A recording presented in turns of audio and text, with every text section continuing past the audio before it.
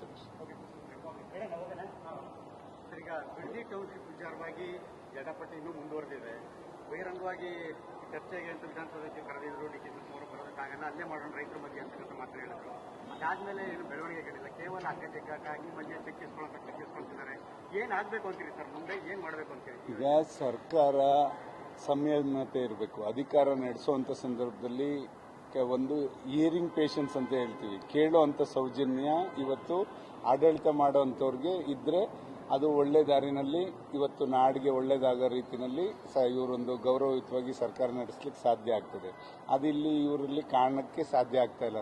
ನಾವು ಏನೇನೋ ಅವರ ಬದಲಾವಣೆಗಳು ನೋಡಿದಾಗ ಎಲ್ಲರನ್ನೂ ಕರೆದು ಮಾತಾಡೋದು, ಬೇರೆ ರೀತಿಯಲ್ಲಿ ಅವರು ಹೆಜ್ಜೆ ಇಡ್ತಾ ಇರ್ತಕ್ಕಂಥದ್ದು ನೋಡಿದ್ರೆ ಈ ಥರ ಒಂದು ಎಲ್ಲರನ್ನೂ ವಿಶ್ವಾಸಕ್ಕೆ ತಗೊಂಡು ಸರ್ಕಾರ ಮಾಡ್ತಾರೆ ಡಿ ಕೆ ಶಿವಕುಮಾರ್ ಅಂತ ಅಂದ್ಕೊಂಡಿದ್ವಿ. ಬಟ್ ಎಲ್ಲೋ ಒಂದು ಕಡೆ ಇದು ಏನು ವೈಮನಸ್ಸಿಗೆ ಕಾರಣ ಆಗೋ ರೀತಿಯಲ್ಲಿ ಅವರ ನಡೆಗಳು ನೋಡಿದಾಗ, ಯಾಕೆಂದರೆ ಇವತ್ತು ಬಿಡದಿ ಟೌನ್ಶಿಪ್ ವಿಚಾರದಲ್ಲಿ ನಾನು ಮಾತಾಡಬೇಕು ಅಂದರೆ ಅಲ್ಲಿ ಸೌಜನ್ಯಕ್ಕಾದರೂ ಕೂಡ ರೈತರನ್ನ ಕರೆದು ಮಾತಾಡಿ, ಇವ್ರ ಅಧಿಕಾರಿಗಳಾಗ್ಬೋದು, ಇವ್ರ ಜನಪ್ರತಿನಿಧಿಗಳಾಗ್ಬೋದು, ಸರ್ಕಾರ ಆಗ್ಬೋದು, ಅವ್ರನ್ನ ಕರೆದು ಕೂತ್ಕೊಂಡು ಮಾತಾಡಿ ಇಚ್ಛೆ ಇದ್ದವರು ಕೊಡಿ, ಇಲ್ಲದೆ ಇದ್ರೆ ಯಾವ ರೀತಿ ಮಾಡಬೇಕು ಅನ್ನೋ ಆಲೋಚನೆ ಆಮೇಲೆ ಅವ್ರು ಮಾಡೋವಂಥ ಕೆಲಸ ಮಾಡಬೇಕಿತ್ತು. ಇಲ್ಲ ನಾನು ಮಾಡೇ ತೀರ್ತೀನಿ ಅಂತಕ್ಕಂಥ ಒಂದು ಹಠದ ಮನೋಭಾವಕ್ಕೆ ಇವ್ರು ಏನಾದ್ರು ಕಾಲಿಟ್ರೆ ಖಂಡಿತ ಅಲ್ಲಿ ಒಂದು ಕೆಟ್ಟ ಪರಿಣಾಮವನ್ನು ಇವರು ಎದುರಿಸಬೇಕಾಗ್ತದೆ.